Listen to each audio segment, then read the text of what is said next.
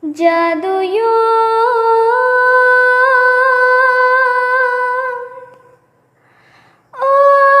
tôi bobo shini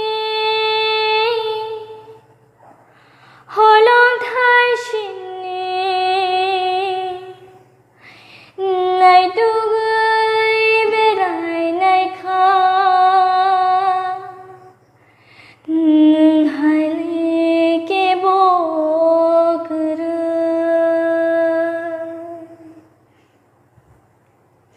Jadu, jadu, jadu, jadu, jadu, oh jadu. Ani saltola thukiri nungno, ani hoslai hopring bonungno, oh jadu. Mokong ke no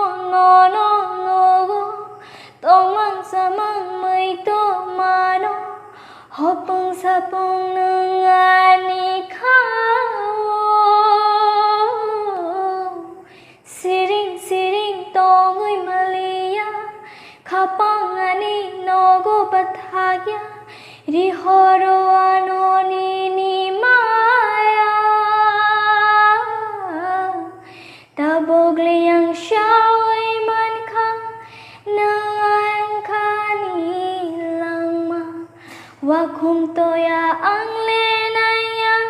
Rang sari sa Hambai Nono sinanggo langman Salvrom no